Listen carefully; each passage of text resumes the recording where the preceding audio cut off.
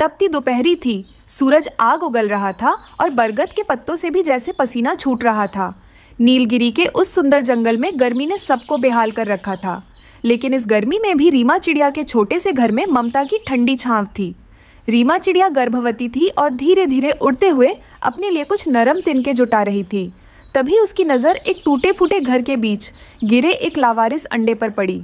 वो अंडा अन्य अंडों से थोड़ा बड़ा और मटमैला था। हाय राम, ये किसका अंडा यहाँ लावारिस पड़ा है? अगर कोई चील या सांप देख लेगा तो अनर्थ हो जाएगा। रीमा ने इधर उधर देखा पर दूर दूर तक कोई घर नहीं था। उसका कोमल दिल पसीज गया। वह उस भारी अंडे को बड़ी मुश्किल से अपने पीठ पर रखकर सीधा अपने घर आ जाती है। अरे रीमा, ये किसका अंडा उठा लाई? ये तो हमारे खानदान का नहीं लग रहा। माँ, ममता जात नहीं देखती। इस नन्ही जान को मैं अकेला कैसे छोड़ देती। कुछ दिनों बाद रीमा की अपनी बेटी चुटकी ने अंडे से जन्म लिया और साथ ही उस अनोखे अंडे से एक काला छोटा सा कौवा बाहर निकला। जग्गू एक कौवा था, लेकिन वो रीमा को ही अपनी माँ समझता था। जंगल में गुजारा करना मुश्किल था। रीमा ने हिम्मत नहीं हारी। उसने जंगल के चौराहे पर रीमा के चटपटे कच्चे आम का एक छोटा सा ठेला लगाना शुरू किया। वो नमक मिर्च लगाकर आम बेचती और अपने परिवार का पेट पालती। जंगल के बाकी कौवे, विशेषकर पिंकी कौवी और उसका दोस्त कालू कौवा, रीमा की तरक्की और जग्गू को देखकर जलते थे। ओहो, देखो तो सही, एक मामूली चिड़िया काले कौवा के बच्चे को पाल रही है। जग्गू, तू तो हमारा है, इस छोटी चिड़िया की सेवा क्यों कर रहा है? सही कहा पिंकी। रीमा, तू इसे पाल तो रही है, पर याद रखना, खून अपना रास्ता ढूंढ ही लेता है। कालू अंकल, माँ का मतलब वही होता है जो चोट लगने पर सबसे पहले याद आए, और मुझे तो बस रीमा माँ याद आती है। रीमा की बेटी चुटकी बहुत शरारती थी। वो अक्सर जग्गू की पूंछ खींच देती या उसे डराने की कोशिश करती। देख जग्गू, तू कितना काला है। माँ तुझे पाउडर क्यों नहीं लगाती? तू तो हमारे थैले के अचार जैसा दिखता है। दीदी, काला रंग भगवान ने दिया है, पर दिल तो मेरा भी सफेद है ना।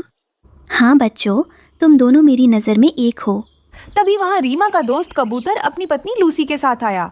कबूतर को मजाक करने की पुरानी आदत थी। अरे जग्गू बेटा, उदास क्यों है? काले होने का फायदा है, तुझे कभी नजर नहीं लगेगी। और वैसे भी काले जामुन ही सबसे मीठे होते हैं। जी, जरा धीरे बोलिए। जग्गू बेटा, धूप बहुत है, तूने पानी पिया? लू लग जाएगी, कहीं बीमार ना पड़ जाए। रीमा, तूने इसे छाते में क्यों नहीं रखा? अरे भाग्यवान, ये कौवा है, कुल्फी नहीं जो पिघल जाएगा। हाँ लूसी बहन, आप इतनी चिंता मत करो। इस तरह कुछ दिन बीत जाते हैं। दोपहर का समय था। अचानक आसमान का मिजाज बदल गया। तपती गर्मी के बीच काले बादल छा गए और तेज आंधी चलने लगी। हरियाली, तोती उड़ती हुई आई। सुनो, सब सुरक्षित हो जाओ, तूफान आ रहा है। हाँ रीमा, अपने बच्चों को लेकर कहीं सुरक्षित स्थान पर चली जाओ। बारिश शुरू हो गई। रीमा का ठेला पलट गया। रीमा अपने बच्चों को लेकर कहीं सुरक्षित स्थान पर जा रही थी। तभी एक तेज हवा आ जाती है, जिसके कारण चुटकी पीछे से ही उड़कर दूसरी तरफ जाने लगती है। तभी उसका भाई जग्गू यह सब देख लेता है और अपनी बहन को बचाने के लिए उसके पीछे चला जाता है। चुटकी तो दूर एक पेड़ के नीचे जाकर गिर जाती है और रोने लगती है। तभी वहाँ पर जग्गू आ जाता है। तुम चिंता मत करो चुटकी, तुम आकर मेरे पीठ पर बैठ जाओ, मैं तुमको मम्मा के पास ले जाता हूँ। और जग्गू अपनी बहन को पीठ पर बिठाकर अपने माँ के पास जाने लगता है। कालू देखो, वो बेवकूफ जग्गू अपनी जान जोखिम में डाल रहा है। तभी कालू कौवा और पिंकी का घर हवा में उड़ गया और वे भीगकर कांपने लगे। अब हम लोग क्या करेंगे? कहाँ जाएंगे? मुझे तो बहुत ज्यादा ठंड लग रही है। तभी जग्गू आ जाता है और सारे पक्षियों को लेकर एक सुरक्षित स्थान पर ले जाने लगता है। गोरी कौवी, जो बहुत बातें करती थी, आज चुप थी और शर्मिंदा थी। रीमा, हमें माफ कर दो, हमने जग्गू को हमेशा नीचा दिखाया, लेकिन आज इसी पराये बच्चे ने हम सबकी जान बचाने में मदद की।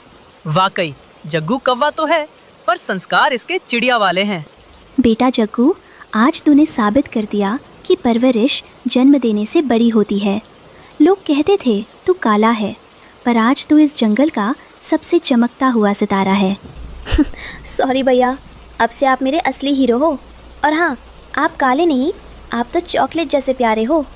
देखा, मैंने कहा था ना, जग्गू काला है पर किस्मत वाला है। अब इस खुशी में रीमा, सबको थोड़े कच्चे आम खिला दो। बारिश में चटपटा खाने का मजा ही कुछ और है। सब खिलखिलाकर हंस पड़े। बिटिया, आज मेरा आंगन पूरा हो गया। प्यार में वो ताकत है जो कौवे को भी कोयल जैसा मीठा बना देती है। जंगल में अब सन्नाटा नहीं बल्कि हंसी ठिठोली की गूंज थी। जग्गू अब केवल एक कौवा नहीं बल्कि रीमा का वो बेटा था जिसने अपनी हिम्मत से नफरत की दीवारें गिरा दी थीं। ममता और संस्कार किसी रंग या जाति के मोहताज नहीं होते। नीले आसमान के नीचे फैला वो घना जंगल जहां कल कल बहती नदियां और झूमते पेड़ हुआ करते थे, आज भीषण गर्मी से झुलस रहा था। सूरज देवता जैसे आग उगल रहे थे। पारा इतना बढ़ गया था कि परिंदों के पर जलने लगे थे। जंगल के सभी पक्षी अपने अपने घोंसलों के ठंडे कोनों में दुबके थे, लेकिन रीमा चिड़िया की किस्मत कुछ अलग थी। बेचारी रीमा का अपना कोई घर नहीं था। वो अपने 2 बच्चों नटखट चुटकी और शांत कुक्कू के साथ एक पुराने बरगद की सूखी टहनी पर रात गुजारती थी। दोपहर के 2 बज रहे थे। रीमा पंखों से बच्चों को छांव देने की कोशिश कर रही थी। तभी उसे अपनी सहेली हरियाली तोती उड़ती हुई दिखी, जो जंगल की खबरी मानी जाती थी। रीमा, अरे ओ रीमा, सुनती हो? इस बार तो गर्मी ने रिकॉर्ड तोड़ दिया है। सुना है शेर खान की गुफा के बाहर रखा पानी का पत्थर भी चटक गया है। अरे रीमा, जगह तो है, पर वहाँ हमारे ससुराल वाले आ रहे हैं। तुम कहीं और देख लो ना। हरियाली बहन, तुम तो सबकी खबर रखती हो। क्या तुम्हारे पेड़ पर थोड़ी सी जगह होगी? मेरे बच्चे इस लू को बर्दाश्त नहीं कर पा रहे। और दोनों फुर्र से उड़ गए। रीमा ने फिर पिंकी कव्वी और कालू कव्वे से मदद मांगी। देखो रीमा, मेरा घर बहुत ज्यादा नाजुक है। इसमें ज्यादा भीड़ हुई तो इसकी शोभा खराब हो जाएगी। क्यों कालू? हाँ हाँ बिल्कुल। वैसे भी रीमा, आत्मनिर्भर बनो। सुना है आजकल खुद का घर होना बहुत जरूरी है। अरे पिंकी, तुम्हें पता है कल जग्गू कह रहा था कि उसे अकेले सोने के लिए पूरा कमरा चाहिए। अब बताओ हम रीमा को कहाँ बिठाएं? और वैसे भी रीमा के बच्चे कितने शोर मचाते हैं।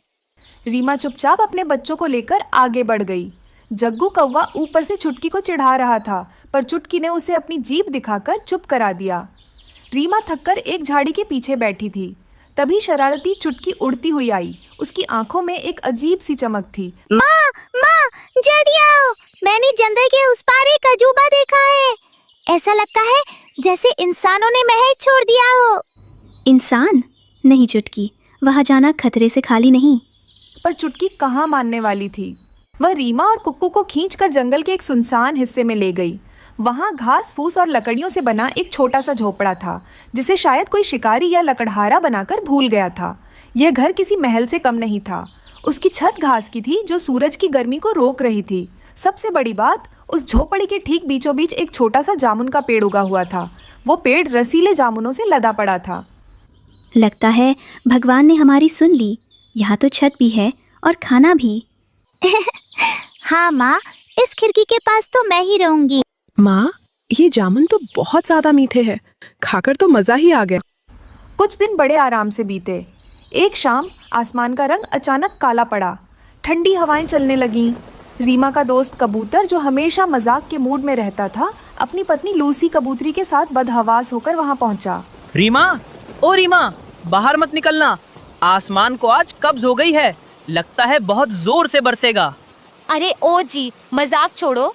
रीमा, क्या हम यहाँ रुक सकते हैं? मेरा दिल बैठा जा रहा है। कहीं मेरे अंडे ठंडी हवा से जम न जाएं।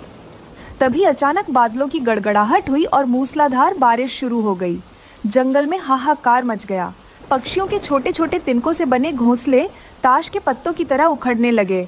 बारिश इतनी तेज थी कि हरियाली तोती, पिंकी कव्वी, कालू और गौरी कव्वी सब भीगकर कांप रहे थे। उनका घमंड बारिश के पानी में बह चुका था। वे सब उड़ते उड़ते उसी घास के घर के पास पहुंचे, जहां रीमा मजे से बैठी थी। रीमा बहन, हमें माफ कर दो। हमारा घमंड टूट गया। हमारा घर बह गया है। क्या हम अंदर आ सकते हैं? हाँ रीमा, मैं वादा करती हूँ मैं ज्यादा नहीं बोलूंगी। बस थोड़ा सा कोना दे दो। मैंने आत्मनिर्भर बनने की सलाह दी थी, पर आज खुद ही बेघर हो गया। आ जाओ दोस्तों, बुरावत बताकर नहीं आता। ये घर मेरा नहीं, हम सबका है। रीमा का दिल तो मोम जैसा था। उसने बिना देर किए सबको अंदर बुला लिया। घास के घर के अंदर सब सुरक्षित थे। बाहर बिजली कड़क रही थी, पर अंदर जामुन के पेड़ की वजह से माहौल खुशनुमा था। वाह रीमा, तेरे घर में तो जामुन का पेड़ भी है। बैठे बैठे जामुन खाओ और बारिश का मजा लो। बस एक डर है, कहीं ये कव्वे जामुन खाकर काले से नीले ना हो जाएं। सब जोर जोर से हंसने लगे। सच में रीमा, तुम जितनी दयालु हो उतना ही मजबूत तुम्हारा ये घर है। हमें माफ़ कर देना, हमने मुश्किल समय में तुम्हारा साथ नहीं दिया। चिड़िया के लिए पूरा आसमान घर होता है, और जब हम साथ होते हैं तो हर जगह स्वर्ग बन जाती है। चलो अब बातें कम करो और ये रसीले जामुन खाओ।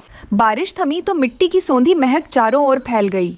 सभी पक्षियों ने मिलकर फैसला किया कि वे अब अलग अलग रहने के बजाय इसी बड़े घास के घर के आसपास अपने बसेरे बनाएंगे और एक दूसरे की मदद करेंगे। भाई, घर तो मिल गया, अब कोई इंसानों जैसा एसी भी लगवा दे तो मजा आ जाए। रीमा आज खुश थी क्योंकि उसे सिर्फ घर नहीं मिला था, बल्कि उसे अपने खोए हुए दोस्त और अपनों का प्यार भी वापस मिल गया था।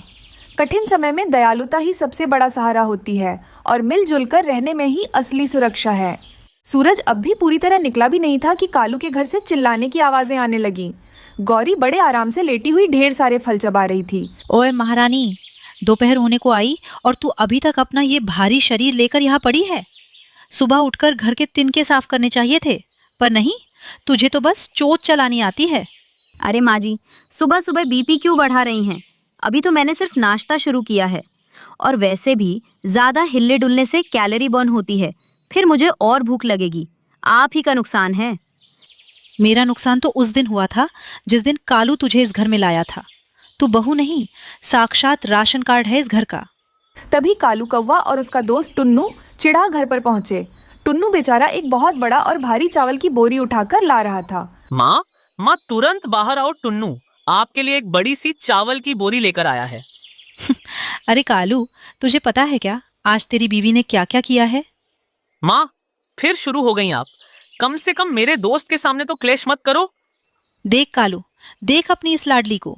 कल जो मैंने सर्दियों के लिए इमली बचा कर रखी थी, ये रात को उठकर सब चट कर गई। माँ जी, झगड़े से घर नहीं चलता। आप चिंता मत कीजिए। चिंता क्यों करती हैं? मैं अपनी ताकत से पेड़ हिला दूंगा, सारी इमलियां नीचे गिर जाएंगी। बस गौरी भाभी को बोलिए कि वो उसे पकड़ लें। दोपहर का समय था। गौरी कव्वी मजे मजे से चौमीन खा रही थी। तभी वहां पर उसकी सास आ जाती है और उससे कहती है, अरे कितना खाएगी? सुबह सुबह ही तो तूने ढेर सारे फल खाए थे ना। माँ जी, मैं तो फल पेट हल्का करने के लिए खाई थी, क्योंकि दोपहर के समय पर ही चौमीन मिलता है ना। अरे रीमा बेटा, तुम ही तो समझाओ। इसे ऐसे ही खाती रही तो किसी न किसी एक दिन फट जाएगी। गौरी बहन, थोड़ा सा अपने खाने पर काबू करो, वरना तुम्हारी तबीयत भी खराब हो सकती है। तभी पिंकी कव्वी मटकते हुए आई। पिंकी को दूसरों के घर में आग लगाने में बड़ा मजा आता था। आंटी जी, सुना है आजकल बाजार में स्लिमिंग चूर्ण आया है। गौरी भाभी को खिला दीजिए, वरना जिस दिन ये उड़ेगी उस दिन जंगल में भूकंप आ जाएगा। वैसे रीमा, तूने सुना? पास वाले पेड़ की लूसी कबूतरी अपने सास की कितनी सेवा करती है। पिंकी, तू अपनी चोंच को जरा आराम दे। तेरा होशियारी पना मुझे पता है। तू तो अपने पति को दाना तक नहीं देती। पिंकी सही कह रही है। कम से कम वो तेरी तरह भैंस, मेरा मतलब है मोटी तो नहीं है। इस तरह शाम हो जाती है। शाम होते ही मौसम बदल जाता है और धुआंधार बारिश शुरू हो जाती है। तभी गौरी की सास बारिश में भीगते हुए लकड़ी लेकर आ रही थी। अरे बाप रे, ये बारिश को अभी शुरू होना था। इस बारिश के कारण तो मैं उड़ भी नहीं पा रही हूँ। तभी एक जोरों की हवा आ जाती है। उस हवा के कारण गौरी की सास उड़कर कहीं और जा गिरती है। दूसरी तरफ गौरी कव्वी अपने घर में अकेली बैठी हुई थी और रो रही थी, क्योंकि हवा के कारण कालू का घर हिल रहा था। अब मैं क्या करूं, कहाँ जाऊं? माँ जी भी अभी तक घर नहीं आई हैं, और तो और ये घर भी हिल रहा है। मुझे तो बहुत डर लग रहा है। एक काम करती हूँ, मैं जाकर माँ जी को ढूंढती हूँ। अगर मैं इस घर में रहूंगी तो ये घर टूटकर किसी भी समय मेरे ऊपर गिर सकता है। गौरी कव्वी जैसे ही बाहर निकलती है, वो घर तुरंत और ज्यादा हिलने लगता है। हिल हिलकर टूट जाता है। घर तो टूट गया है। अब मैं तुरंत जाकर माँ जी को ढूंढती हूँ। सासू माँ, सासू माँ, कहाँ पर हो आप? कालू की माँ तो एक झाड़ी में अटक चुकी थी और वो बेहोश हो चुकी थी। गौरी कव्वी ढूंढते हुए वहाँ पर आ जाती है। अरे माँ जी, ये क्या हो गया? आप तो बेहोश हो चुकी हैं। मैं अभी आपको इस झाड़ी से बाहर निकालती हूँ। ऐसा कहकर वो उस बड़े से पेड़ को अपने पंजों से निकाल लेती है। आप चिंता मत कीजिए माँ जी, मैं अभी आपको रीमा के घर ले जाती हूँ। वही आपकी जान अब बचा सकती है। ऐसा कहकर गौरी कव्वी अपने सांस को अपने पीठ पर बिठाकर रीमा के घर ले आती है। अरे रो मत गौरी बहन, अब माँ जी जल्द से जल्द ठीक हो जाएगी। मैंने उनको दवाई दे दी है। किसी तरह रात बीत जाती है। सुबह हो जाती है। सुबह होते ही कालू और टुन्नू अपने जंगल वापस आ जाते हैं। सुबह का समय था, सारे पक्षी एक जगह इकट्ठा हो चुके थे। गौरी, तूने अपनी जान की परवाह किए बिना मुझे बचा लिया, और मैं तुझे क्या क्या कहती रही। माँ जी, आप मुझे कितना भी डांटे, पर माँ तो आप ही हैं। और वैसे भी अगर आप नहीं रहेंगी तो मुझे लड़ने में मज़ा कैसे आएगा। अकेले खाने में वो स्वाद कहाँ जो आपके साथ बहस करने के बाद आता है। चलो, कम से कम तूफान ने घर का क्लेश तो खत्म किया। और भाभी, अब मैं आपके लिए एक बहुत बड़ा और मजबूत घर बनाऊंगा जो आपकी ताकत सह सके। हाँ टुन्नू, और उसमें एक बड़ा सा रसोई भी बनाना। हाँ हाँ, किचन तो पहले बनाना, वरना ये मेरा सिर खा जाएगी। चल पदली, आज मैं तेरे लिए अपने हाथों से पके हुए आम ढूंढ कर लाऊंगी। अरे, यहाँ तो प्यार बह रहा है। मेरा यहाँ कोई काम नहीं। सब पक्षी मिलकर हंसने लगे। जंगल में फिर से शांति छा गई और मोती गौरी अपनी सास के साथ बैठकर अब तानों की जगह आम के मजे ले रही थी। बहू, तू इतनी मोटी क्यों होती जा रही है? माँ जी, क्योंकि मैं घमंड नहीं करती कि खाना बच जाए, इसलिए सब खुद ही खा लेती हूँ। तपती दोपहरी थी, सूरज आग उगल रहा था और बरगद के पत्तों से भी जैसे पसीना छूट रहा था। नीलगिरी के उस सुंदर जंगल में गर्मी ने सबको बेहाल कर रखा था, लेकिन इस गर्मी में भी रीमा चिड़िया के छोटे से घर में ममता की ठंडी छांव थी। रीमा चिड़िया गर्भवती थी और धीरे धीरे उड़ते हुए अपने लिए कुछ नरम तिनके जुटा रही थी। तभी उसकी नज़र एक टूटे फूटे घर के बीच गिरे एक लावारिस अंडे पर पड़ी। वो अंडा अन्य अंडों से थोड़ा बड़ा और मटमैला था। हाय राम, ये किसका अंडा यहाँ लावारिस पड़ा है? अगर कोई चील या सांप देख लेगा तो अनर्थ हो जाएगा। रीमा ने इधर उधर देखा, पर दूर दूर तक कोई घर नहीं था। उसका कोमल दिल पसीज गया। वह उस भारी अंडे को बड़ी मुश्किल से अपने पीठ पर रखकर सीधा अपने घर आ जाती है। अरे रीमा, ये किसका अंडा उठा लाई? ये तो हमारे खानदान का नहीं लग रहा। माँ, ममता जात नहीं देखती। इस नन्ही जान को मैं अकेला कैसे छोड़ देती। कुछ दिनों बाद रीमा की अपनी बेटी चुटकी ने अंडे से जन्म लिया और साथ ही उस अनोखे अंडे से एक काला छोटा सा कौवा बाहर निकला। जग्गू एक कौवा था, लेकिन वो रीमा को ही अपनी माँ समझता था। जंगल में गुजारा करना मुश्किल था। रीमा ने हिम्मत नहीं हारी। उसने जंगल के चौराहे पर रीमा के चटपटे कच्चे आम का एक छोटा सा ठेला लगाना शुरू किया। वो नमक मिर्च लगाकर आम बेचती और अपने परिवार का पेट पालती। जंगल के बाकी कौवे, विशेषकर पिंकी कौवी और उसका दोस्त कालू कौवा, रीमा की तरक्की और जग्गू को देखकर जलते थे। ओहो, देखो तो सही, एक मामूली चिड़िया काले कौवा के बच्चे को पाल रही है। जग्गू, तू तो हमारा है, इस छोटी चिड़िया की सेवा क्यों कर रहा है? सही कहा पिंकी। रीमा, तू इसे पाल तो रही है, पर याद रखना, खून अपना रास्ता ढूंढ ही लेता है।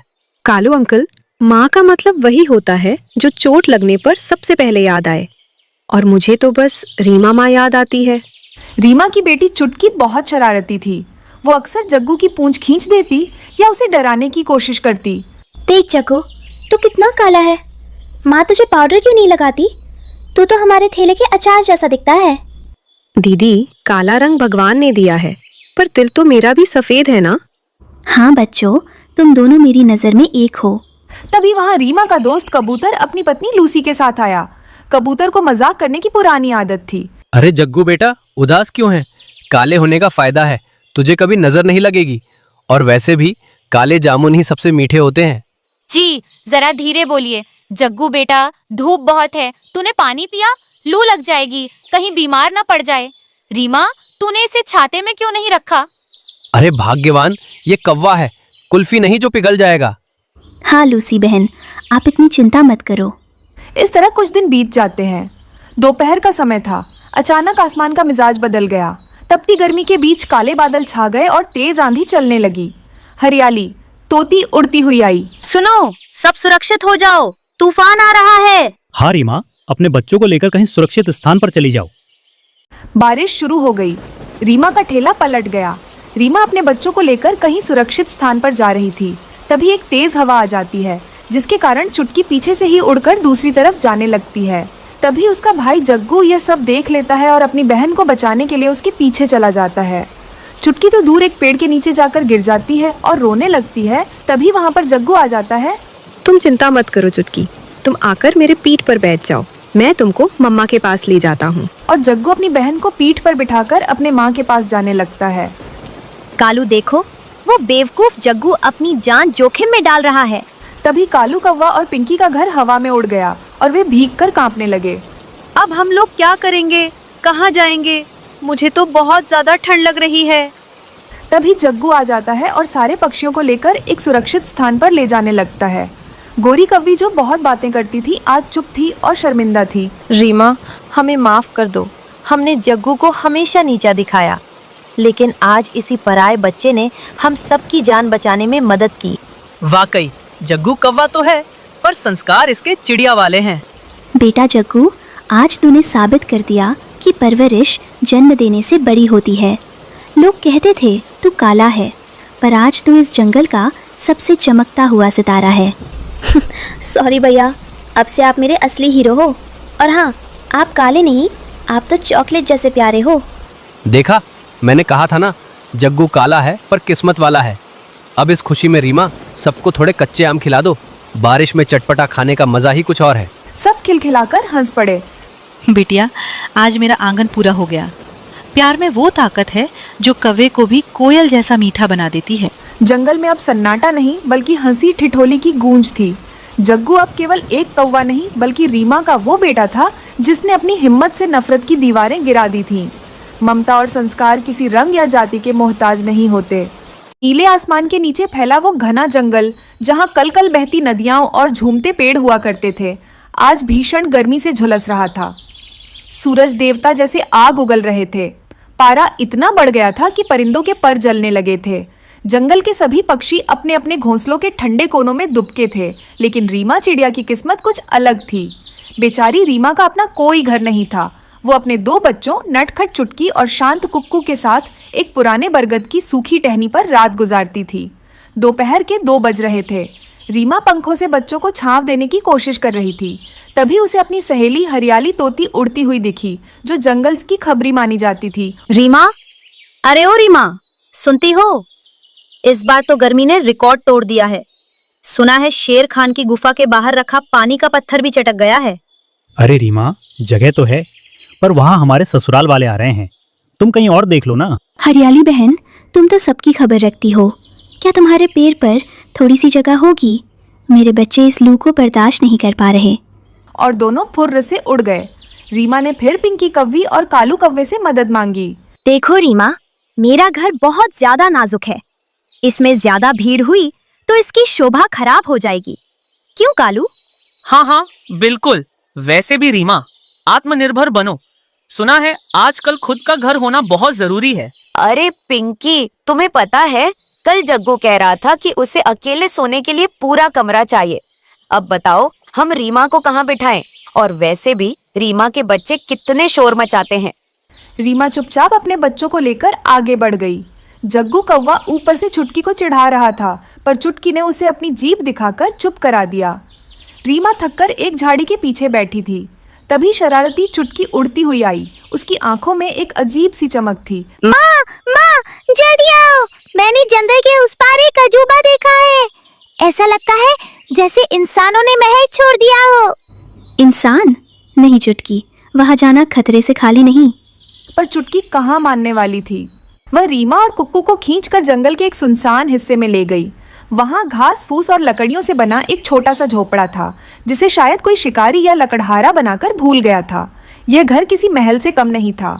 उसकी छत घास की थी, जो सूरज की गर्मी को रोक रही थी। सबसे बड़ी बात, उस झोपड़ी के ठीक बीचों बीच एक छोटा सा जामुन का पेड़ उगा हुआ था। वो पेड़ रसीले जामुनों से लदा पड़ा था। लगता है भगवान ने हमारी सुन ली। यहाँ तो छत भी है और खाना भी। हाँ माँ, इस खिड़की के पास तो मैं ही रहूंगी। माँ, ये जामुन तो बहुत ज्यादा मीठे हैं। खाकर तो मजा ही आ गया। कुछ दिन बड़े आराम से बीते। एक शाम आसमान का रंग अचानक काला पड़ा। ठंडी हवाएं चलने लगीं। रीमा का दोस्त कबूतर, जो हमेशा मजाक के मूड में रहता था, अपनी पत्नी लूसी कबूतरी के साथ बदहवास होकर वहां पहुंचा। रीमा, ओ रीमा, बाहर मत निकलना। आसमान को आज कब्ज हो गई है। लगता है बहुत जोर से बरसेगा। अरे ओ जी, मजाक छोड़ो। रीमा, क्या हम यहाँ रुक सकते हैं? मेरा दिल बैठा जा रहा है। कहीं मेरे अंडे ठंडी हवा से जम न जाएं। तभी अचानक बादलों की गड़गड़ाहट हुई और मूसलाधार बारिश शुरू हो गई। जंगल में हाहाकार मच गया। पक्षियों के छोटे छोटे तिनकों से बने घोंसले ताश के पत्तों की तरह उखड़ने लगे। बारिश इतनी तेज थी कि हरियाली तोती, पिंकी कौवी, कालू और गौरी कौवी सब भीगकर कांप रहे थे। उनका घमंड बारिश के पानी में बह चुका था। वे सब उड़ते उड़ते उसी घास के घर के पास पहुंचे जहां रीमा मजे से बैठी थी। रीमा बहन, हमें माफ कर दो। हमारा घमंड टूट गया, हमारा घर बह गया है। क्या हम अंदर आ सकते हैं? हाँ रीमा, मैं वादा करती हूँ मैं ज्यादा नहीं बोलूंगी, बस थोड़ा सा कोना दे दो। मैंने आत्मनिर्भर बनने की सलाह दी थी, पर आज खुद ही बेघर हो गया। आ जाओ दोस्तों, बुरावत बताकर नहीं आता। ये घर मेरा नहीं, हम सबका है। रीमा का दिल तो मोम जैसा था। उसने बिना देर किए सबको अंदर बुला लिया। घास के घर के अंदर सब सुरक्षित थे। बाहर बिजली कड़क रही थी, पर अंदर जामुन के पेड़ की वजह से माहौल खुशनुमा था। वाह रीमा, तेरे घर में तो जामुन का पेड़ भी है। बैठे बैठे जामुन खाओ और बारिश का मजा लो। बस एक डर है, कहीं ये कव्वे जामुन खाकर काले से नीले ना हो जाएं। सब जोर जोर से हंसने लगे। सच में रीमा, तुम जितनी दयालु हो उतना ही मजबूत तुम्हारा ये घर है। हमें माफ कर देना, हमने मुश्किल समय में तुम्हारा साथ नहीं दिया। चिड़िया के लिए पूरा आसमान घर होता है, और जब हम साथ होते हैं तो हर जगह स्वर्ग बन जाती है।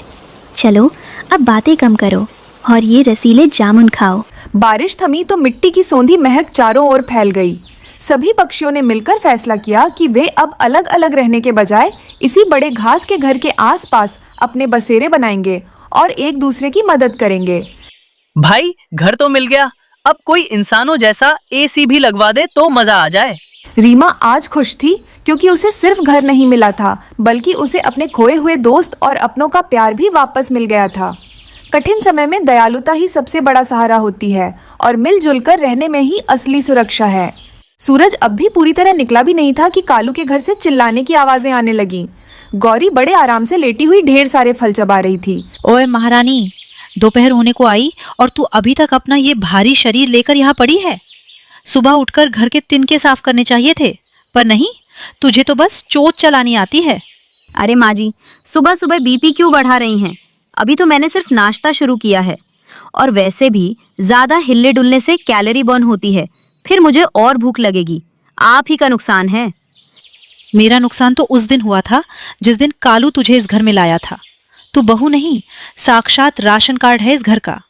तभी कालू कौवा और उसका दोस्त टुन्नू चिढ़ा घर पर पहुंचे। टुन्नू बेचारा एक बहुत बड़ा और भारी चावल की बोरी उठाकर ला रहा था। माँ तुरंत बाहर आओ, टुन्नू आपके लिए एक बड़ी सी चावल की बोरी लेकर आया है। अरे कालू, तुझे पता है क्या आज तेरी बीवी ने क्या क्या किया है? माँ, फिर शुरू हो गई आप। कम से कम मेरे दोस्त के सामने तो क्लेश मत करो। देख कालू, देख अपनी इस लाडली को। कल जो मैंने सर्दियों के लिए इमली बचाकर रखी थी, ये रात को उठकर सब चट कर गई। माँ जी, झगड़े से घर नहीं चलता। आप चिंता मत कीजिए। चिंता क्यों करती हैं? मैं अपनी ताकत से पेड़ हिला दूंगा, सारी इमलियां नीचे गिर जाएंगी। बस गौरी भाभी को बोलिए कि वो उसे पकड़ लें। दोपहर का समय था। गौरी कौवी मजे मजे से चौमीन खा रही थी। तभी वहां पर उसकी सास आ जाती है और उससे कहती है, अरे कितना खाएगी? सुबह सुबह ही तो तूने ढेर सारे फल खाए थे ना। माँ जी, मैं तो फल पेट हल्का करने के लिए खाई थी, क्योंकि दोपहर के समय पर ही चौमीन मिलता है ना। अरे रीमा बेटा, तुम ही तो समझाओ। इसे ऐसे ही खाती रही तो किसी न किसी एक दिन फट जाएगी। गौरी बहन, थोड़ा सा अपने खाने पर काबू करो, वरना तुम्हारी तबीयत भी खराब हो सकती है। तभी पिंकी कौवी मटकते हुए आई। पिंकी को दूसरों के घर में आग लगाने में बड़ा मजा आता था। आंटी जी, सुना है आजकल बाजार में स्लिमिंग चूर्ण आया है। गौरी भाभी को खिला दीजिए, वरना जिस दिन ये उड़ेगी उस दिन जंगल में भूकंप आ जाएगा। वैसे रीमा, तूने सुना? पास वाले पेड़ की लूसी कबूतरी अपने सास की कितनी सेवा करती है। पिंकी, तू अपनी चोंच को जरा आराम दे। तेरा होशियारी पना मुझे पता है। तू तो अपने पति को दाना तक नहीं देती। पिंकी सही कह रही है। कम से कम वो तेरी तरह भैंस, मेरा मतलब है मोटी तो नहीं है। इस तरह शाम हो जाती है। शाम होते ही मौसम बदल जाता है और धुआंधार बारिश शुरू हो जाती है। तभी गौरी की सास बारिश में भीगते हुए लकड़ी लेकर आ रही थी। अरे बाप रे, ये बारिश को अभी शुरू होना था। इस बारिश के कारण तो मैं उड़ भी नहीं पा रही हूँ। तभी एक जोरों की हवा आ जाती है उस हवा के कारण गौरी की सांस उड़कर कहीं और जा गिरती है। दूसरी तरफ गौरी कौवी अपने घर में अकेली बैठी हुई थी और रो रही थी क्योंकि हवा के कारण कालू का घर हिल रहा था। अब मैं क्या करूं, कहाँ जाऊं? माँ जी भी अभी तक घर नहीं आई हैं और तो और ये घर भी हिल रहा है। मुझे तो बहुत डर लग रहा है। एक काम करती हूँ, मैं जाकर माँ जी को ढूंढती हूँ। अगर मैं इस घर में रहूंगी तो ये घर टूटकर किसी भी समय मेरे ऊपर गिर सकता है। गौरी कौवी जैसे ही बाहर निकलती है वो घर तुरंत और ज्यादा हिलने लगता है, हिल हिल कर टूट जाता है। घर तो टूट गया है, अब मैं तुरंत जाकर माँ जी को ढूंढती हूँ। सासू माँ, सासू माँ, कहाँ पर हो आप? कालू की माँ तो एक झाड़ी में अटक चुकी थी और वो बेहोश हो चुकी थी। गौरी कौवी ढूंढते हुए वहाँ पर आ जाती है। अरे माँ जी, ये क्या हो गया? आप तो बेहोश हो चुकी हैं। मैं अभी आपको इस झाड़ी से बाहर निकालती हूँ। ऐसा कहकर वो उस बड़े से पेड़ को अपने पंजों से निकाल लेती है। आप चिंता मत कीजिए माँ जी, मैं अभी आपको रीमा के घर ले जाती हूँ। वही आपकी जान अब बचा सकती है। ऐसा कहकर गौरी कौवी अपने सांस को अपने पीठ पर बिठाकर रीमा के घर ले आती है। अरे रो मत गौरी बहन, अब माँ जी जल्द से जल्द ठीक हो जाएगी। मैंने उनको दवाई दे दी है। किसी तरह रात बीत जाती है, सुबह हो जाती है। सुबह होते ही कालू और टुन्नू अपने जंगल वापस आ जाते हैं। सुबह का समय था, सारे पक्षी एक जगह इकट्ठा हो चुके थे। गौरी, तूने अपनी जान की परवाह किए बिना मुझे बचा लिया और मैं तुझे क्या क्या कहती रही। माँ जी, आप मुझे कितना भी डांटे पर माँ तो आप ही हैं। और वैसे भी अगर आप नहीं रहेंगी तो मुझे लड़ने में मज़ा कैसे आएगा? अकेले खाने में वो स्वाद कहाँ जो आपके साथ बहस करने के बाद आता है। चलो, कम से कम तूफान ने घर का क्लेश तो खत्म किया। और भाभी, अब मैं आपके लिए एक बहुत बड़ा और मजबूत घर बनाऊंगा जो आपकी ताकत सह सके। हाँ टुन्नू, और उसमें एक बड़ा सा रसोई भी बनाना। हाँ हाँ, किचन तो पहले बनाना वरना ये मेरा सिर खा जाएगी। चल पदली, आज मैं तेरे लिए अपने हाथों से पके हुए आम ढूंढ कर लाऊंगी। अरे यहाँ तो प्यार बह रहा है, मेरा यहाँ कोई काम नहीं। सब पक्षी मिलकर हंसने लगे। जंगल में फिर से शांति छा गई और मोती गौरी अपनी सास के साथ बैठकर अब तानों की जगह आम के मजे ले रही थी। बहू, तू इतनी मोटी क्यों होती जा रही है? माँ जी, क्योंकि मैं घमंड नहीं करती कि खाना बच जाए, इसलिए सब खुद ही खा लेती हूँ।